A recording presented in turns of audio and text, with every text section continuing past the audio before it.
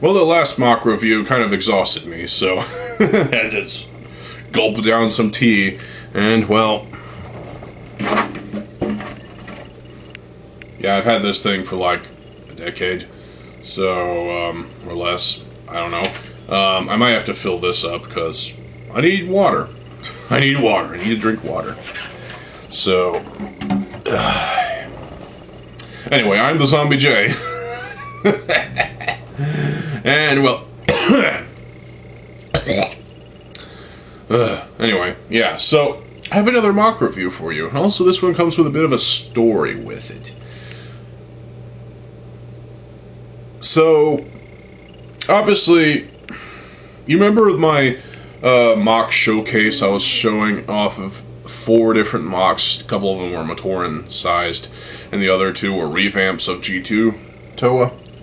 One of those was Pohatu, and, well, I decided to experiment with Pohatu. Oh yes, I got experimental. And this, trust me, is kind of an interesting one, and you might want to stick around for this one, because it's an interesting take on what the fuck happened to Pohatu.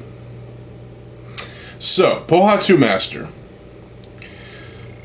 Picture this. Pohatu, while searching for his golden mask, he gets the mask. Unfortunately, a Skull Scorpio, actually a couple of them, emerge from the sand and attack Pohatu.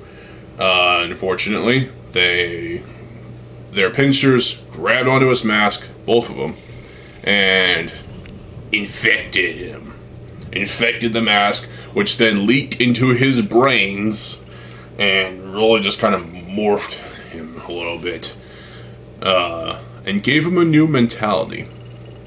And also kind of, this infection that he is suffering from caused him to become a homicidal maniac.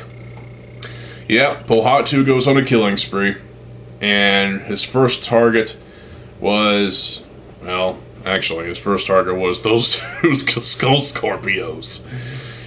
He kills them, and also he kills the Protector of Stone, Nilku. Yeah, Nilku did not survive. He lost his head, he lost his mask, and let's just pretend there's blood and gore in Bionicle, at least in G2. Then Pohatu goes around killing every single Stone region villager. It was a massacre. It was quite a sight to behold. Then, he goes after the rest of the Toa. So, he shows up he's the last one to show up at the gates to the great city. That was great, unfortunately. It wasn't. And so, the Toa, the other 5 Toa, were realizing that, we're missing one. Where's the Toa of Stone? Then he steps in, and with a bloody knife, with some blood on him, and the bloody Protector of Stone mask as his trophy. Might be wondering what happened to his standard mask. It was, well, let's just pretend that, well, he destroyed it. He's got this glowing red eyes of death and doom and hatred for everything. And then, he gives each individual Toa a look. And then he tells them that he's going to kill every single fucking one of them. And unfortunately, 2 of them die. And that's Tahu and Kopaka. That might piss some of y'all off, especially Kopaka fans and Tahu fans. Well, specifically the G2 versions.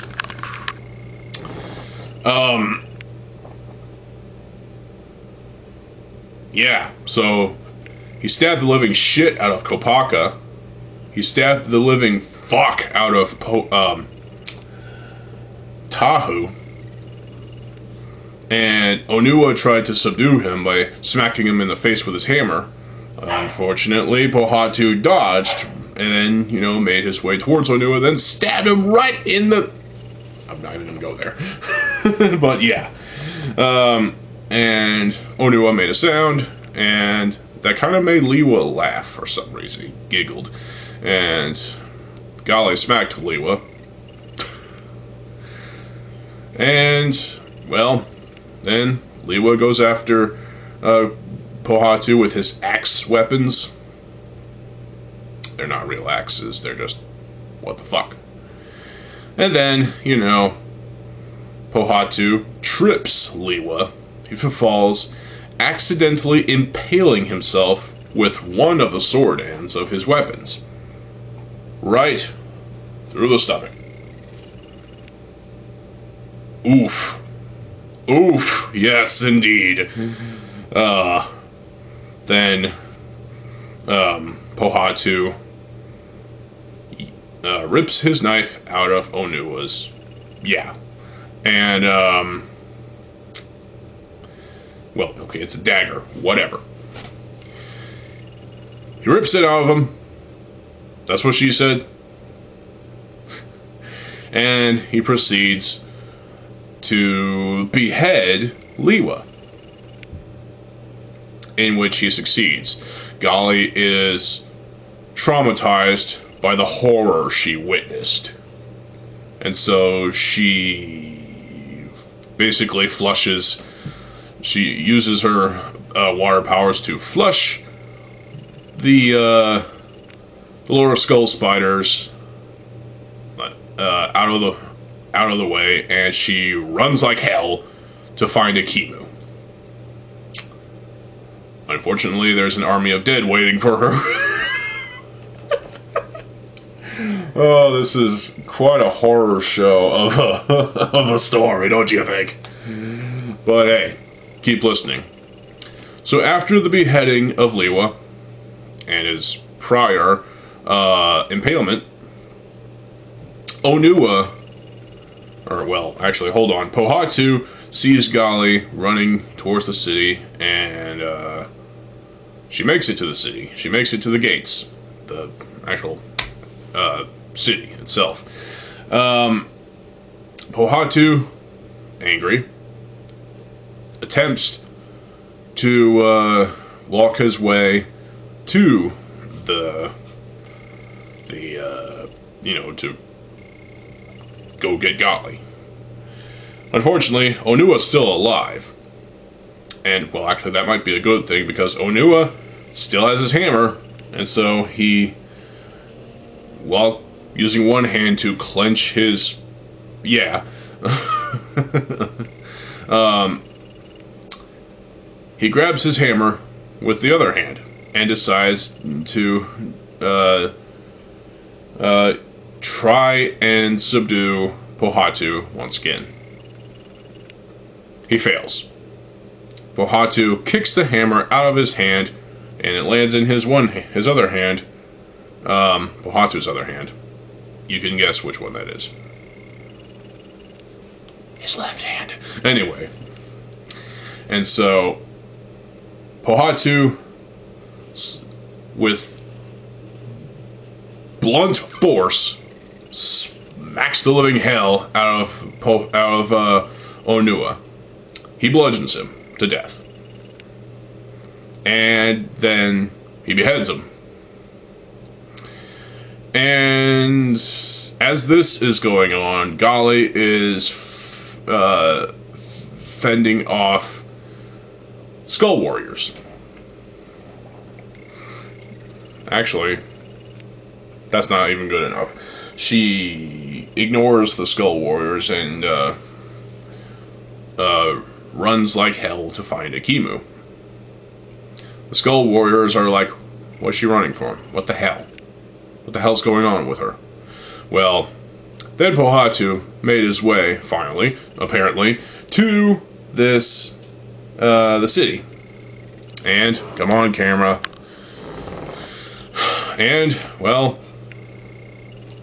the Skull Warriors turn around and see him. And they're confused. They're confused after the sight they see. Pohatu was carrying Onua's head with the mask on it, and he drops it. And the Skull Warriors attempt to shoot him. And, well, as you could guess, they missed. They missed. Every single shot missed. So he shatters their bones, every single one of them, and crushes their skulls. Wow. Golly runs into, while this is going on, Golly runs into Skull Slicer, who she just ignores and runs past. And he's like, what the fuck is her problem? Then Pohatu, after shattering the one stone gate thing that led into another stone area, whatever, part of the city,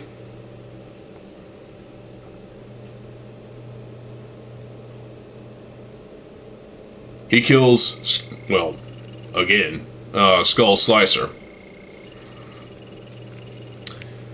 Breaks every single bone and shatters his skull. And beheads him. He has a thing for beheading characters, apparently. While this is going on, the other protectors and their respective villages are in shock by what they have, based on what they heard. Because they were observers, you know?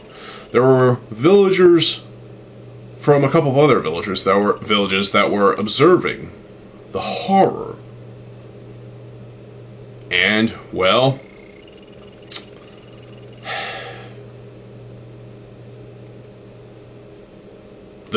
basically the other 5 surviving regions and their their respective villagers and their respective protectors are planning something.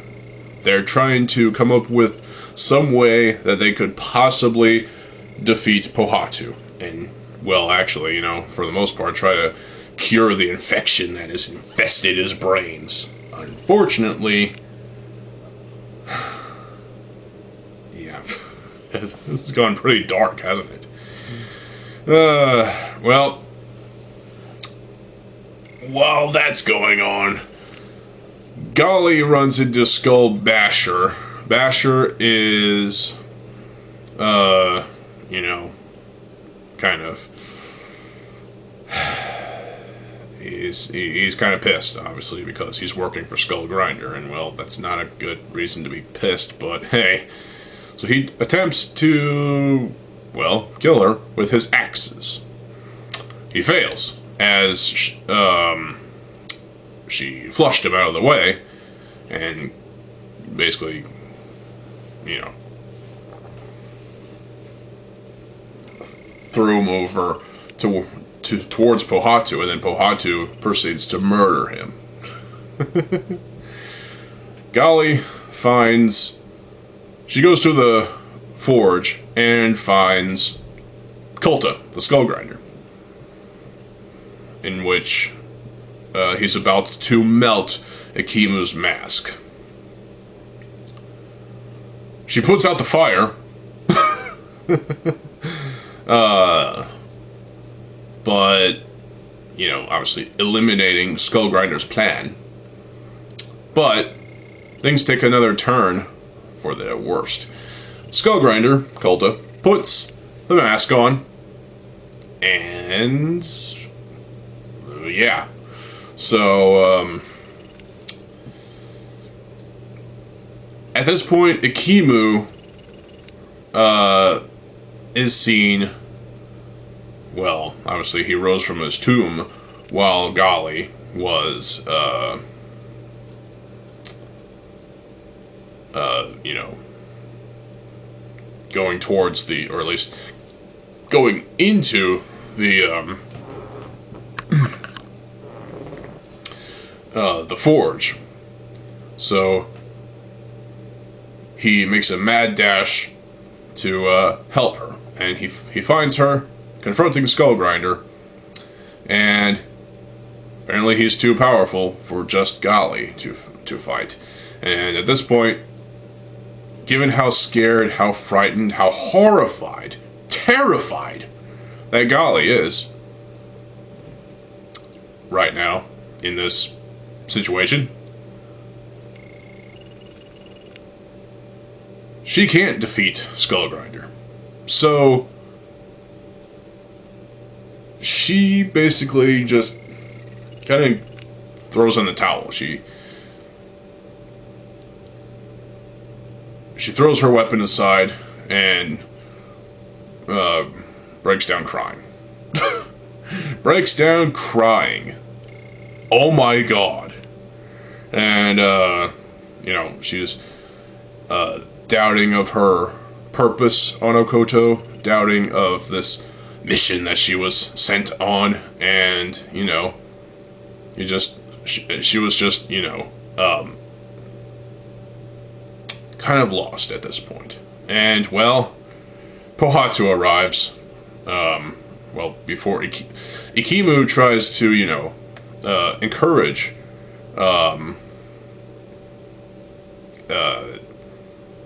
Golly by obviously giving her a hug and telling her everything's alright and whatnot. Skullgrinder is confused, like,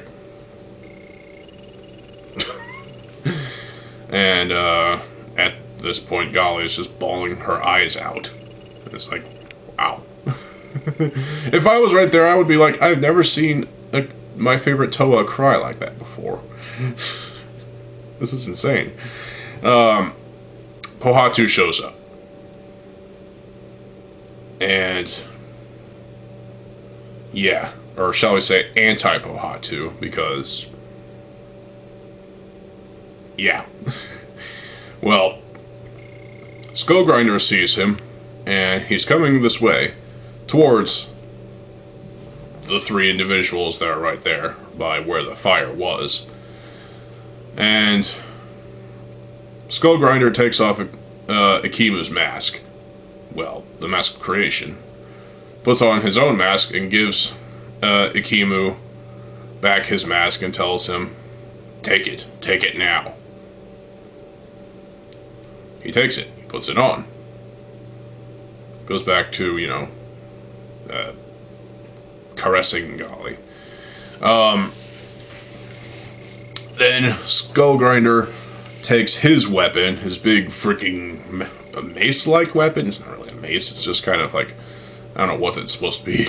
But he takes it, and he tries to, defeat Pohatu. He engages in battle, in which he fails.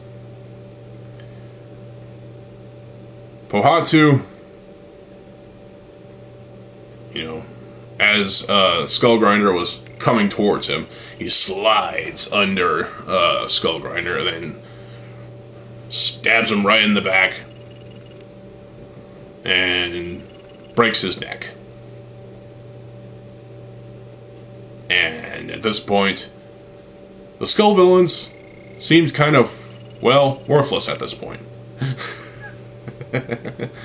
It seems. So, they're all dead at this point, except for, the underground stuff that was in one of the chapter books, but I don't count that because, yeah. Those chapter books weren't even that good, so. So then, Golly and Ikimu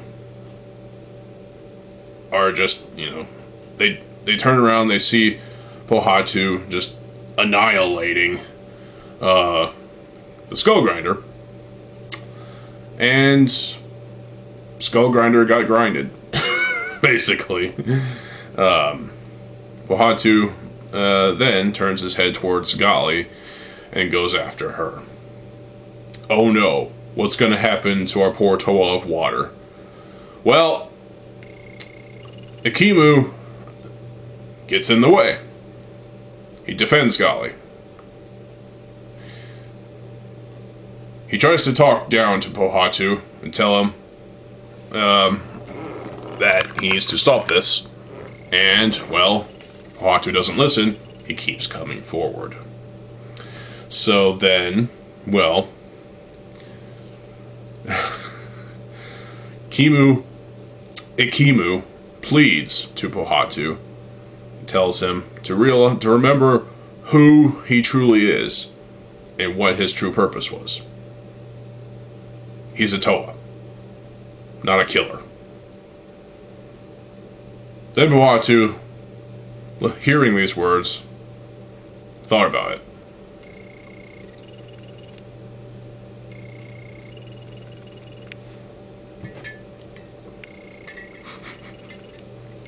No, he didn't get a drink of tea. What the fuck? That's just me. Then, obviously, you know,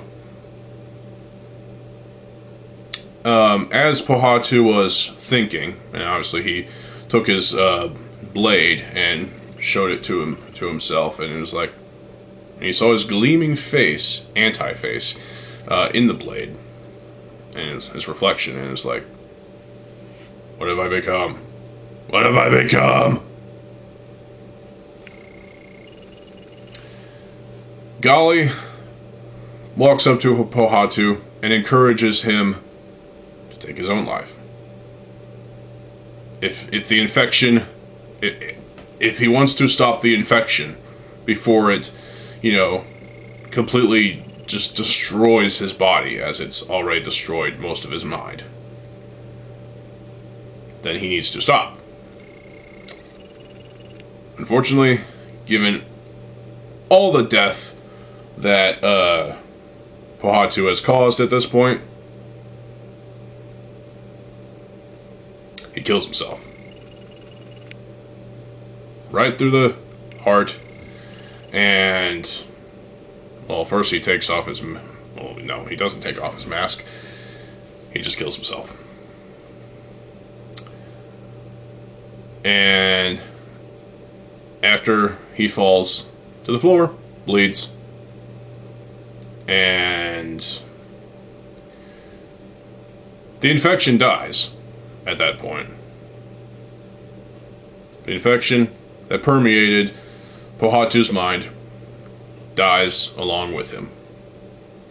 What kind of venomous infection do these Skull Scorpios put into a Toa like Pohatu, and just... it's baffling. It really is. But Gali then, still horrified and traumatized by what happened,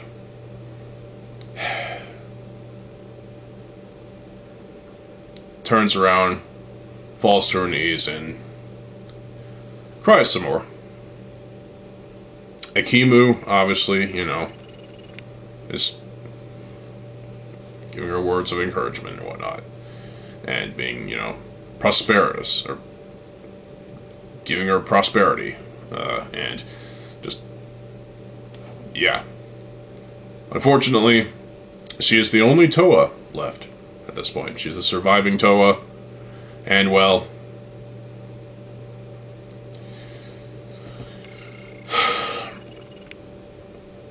Gali feels there's no reason for her to continue. So, being the only Toa, she can't go on without her team. And Ikimu gives her more words of enlightenment.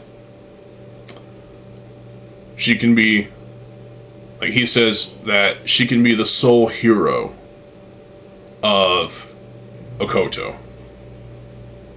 She can take on any challenge, just as long as she doesn't let the events of this horror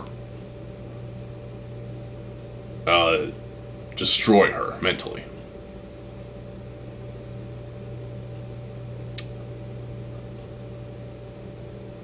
She accepts Ikimu's plea and words of encouragement and whatnot.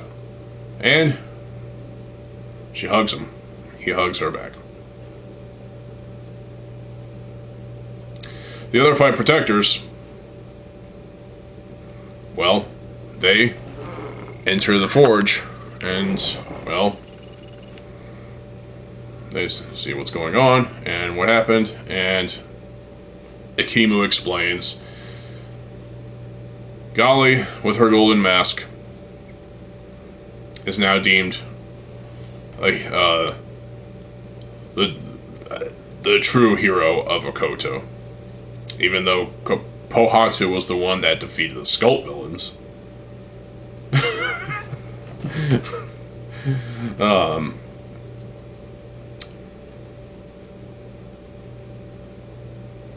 Gali was the one that encouraged Pohatu to stop. She helped him. And as a result, the violence was over. And as a result of that, Pohatu is dead.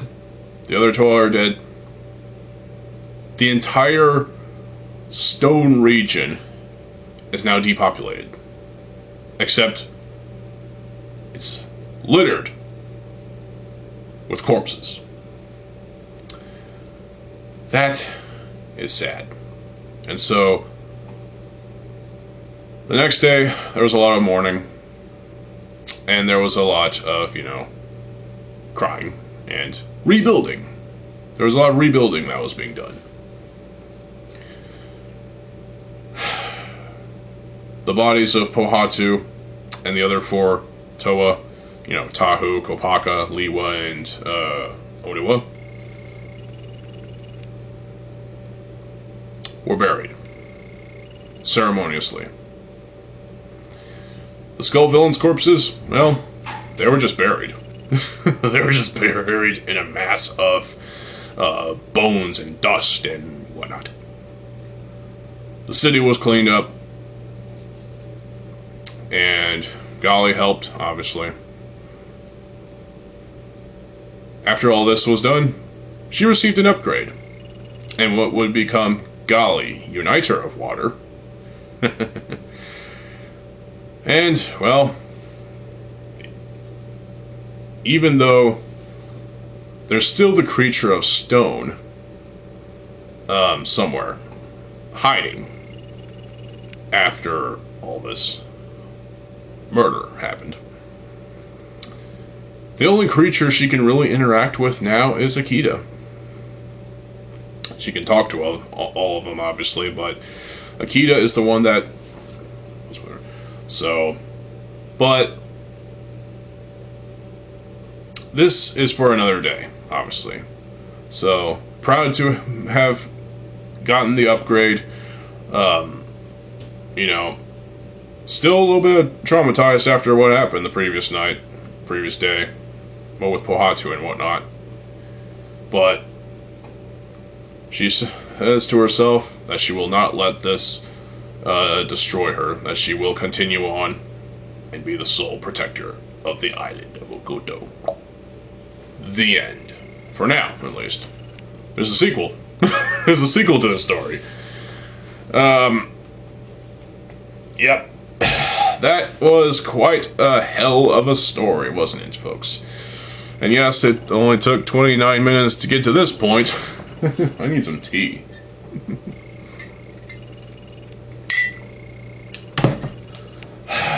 What a tale to be told. And I didn't even have to write all this down. It was just, from thought, I was just kind of doing this on the fly. So, there you go. And I feel like this story is a nice concept, interesting one. But in reality, some of it feels a little too ridiculous. A little too dark for Bionicle, which is, children's franchise of Lego stuff. Lego themselves would be impressed at how dark this story was. But they, of course, would not associate it with any of their lines, because why would they? Bionicle G1 was already plenty dark. This takes it to a whole new level of dark. At least for G2 at least. G2 was a little too lighthearted. But removing the lighthearted stuff, the darkness only permeated the story even harder than, the infection impermeated, Pohatu's mind. And well, after 30 or so minutes, I'm now going to show you the MOC. Okay, so here he is, Mr. Pohatu, the killer. So he does have the same knife, dagger thing. He doesn't have the gearbox anymore. I removed the gearbox and just put both of his arms onto the shoulder, or the ball joints that are on the torso. On the back, he does have this chain, because that's what he had, apparently. Gave him a chain, and it works. There's these 4 skull spider legs that are attached to the torso, and also a modified Hero Factory shield piece in silver. I did replace the silver barbed claw things with white ones to, keep it consistent. He does have the Protector of Stones mask, and yeah. The upper leg armor, well, obviously I swapped these, for the upper and lower legs, I swapped the armor from the upper leg to the lower leg. And obviously the white barbs from the lower leg to the upper leg. Figured, change his appearance a little bit. And also, these I flipped up as well. These armor. And as far as anything else, that's pretty much it. Oh, wait a minute. There's actually a couple of studs, trans lime green studs on each upper leg. And the only other thing, besides, the infected golden mask of stone, completely infected head, the eye stalk, and the head itself from one of the beasts, obviously. And obviously, the red pin. Yeah, he's not looking too good. This is exactly what I was talking about. This, the infection leaching from the mask, obviously also from the skull scorpion, into the mask and into his brains, into his skull, and this is what comes out of it. Yeah. The articulation is the same for the legs, the arms as well, but there's a little bit more limitation because it's not on these arms are not on a gearbox. So, as a result, it's not fun without the gearbox. But hey, I could use the gearbox for another MOC. Plus, this was just a little experimental sort of thing, yeah. And it came with a pretty grisly story, I must say. So, do you like this story? Let me know in the comment section below. Some people would. If there was an actual, film that was made based on this story, obviously, it would probably make some people vomit. And I apologize for painting this picture for you. But this is still pretty, decent, stuff added on and whatnot. I like the concept. I thought it was great. I thought it was interesting, and it was different take on the whole G2 thing and the story and how bland and boring it was compared to G1's story. I felt like needed some kind of redemption, So I gave it that redemption by making one of the Toa, in this case Pohatu, homicidal maniac. And the reason, you already know at this point. So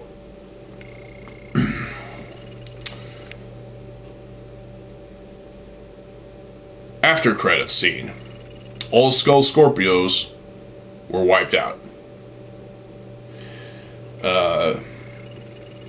And, you know, obviously, all their carcasses were destroyed. And, well, the Protectors, as well as Gali and Akimu, would do everything in their power to make sure nothing like this ever happens again. And, well, with Gali by herself now, and also with Akita, she takes on Umarak the Hunter.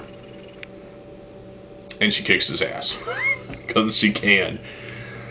I'll save that for another day. But hey, what do you think? Let me know in the comments section below. I'm gonna piss some people off, I know it. And I apologize for that, but hey, it's all fun.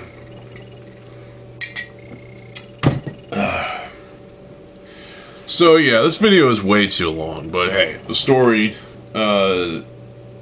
needed to be told in the way I told it. And it required the absolute length. Plus, you know, showing off the MOC and all this extra discussion. So, hope you'll enjoy this here storytelling video, as well as a MOC review. Obviously the MOC being pretty simple, you know, but considering I just rearranged parts and whatnot and removed some stuff and added some stuff to basically what was already a revamp. And, well, there you go. So I hope you all enjoyed this here video. Stay tuned for more videos. I am TheZOMBIEJ. I'll see you folks there. Have a good fucking day, and peace.